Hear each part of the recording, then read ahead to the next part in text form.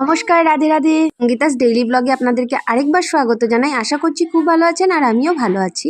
সকাল সকাল যদি ফোন একটা আসে যে বৌদি আজ তোমার জন্য ব্রেকফাস্টের নিমন্ত্রণ, এর চেয়ে খুশি আর কিছু আছে বলুন তো? তো চলে আসলাম সেখানে ব্রেকফাস্ট করতে। এমনই অনেকদিন পর বাড়ি ফিরলো, ঋষির জন্য অনেক খেলনা নিয়ে এসেছে আর আইরি সেই খেলনাগুলো নিয়ে খেলছে। মেয়ের বাড়িতে গেছিল মামনি, দুপুরে রান্না বাড়া করে খাবার দাবার খেয়ে ঘুমিয়ে পড়লাম। ঘুম থেকে ওঠেই আমাদের বাড়ির পাশে এক আশ্রম আছে, সেখানে জগদ্ধাত্রী মায়ের পুজো হচ্ছিল। তো ভাবলাম বাড়ির পাশে যেহেতু মা এসেছে তো মাকে দেখে আসি একটু। মার দর্শন করতে এখানে আসলাম। কয়েকদিন ধরেই আসবো আসবো ভাবি, কিন্তু আসিনি, শরীরটা ভালো ছিল না। আজ নবমী, তো ভাবলাম আজ এসেই পড়ি।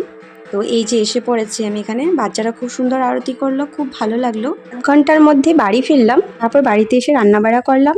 আমি রুটি খাচ্ছি, বললাম তো আমার শরীরটা খুব খারাপ, তাই আমি রুটি খাচ্ছি, গলাটা খুব ব্যথা করছিল। চলুন পরে একটা ব্লগে দেখা হবে। বাই, সবাই ভালো থাকুন, সুস্থ থাকুন।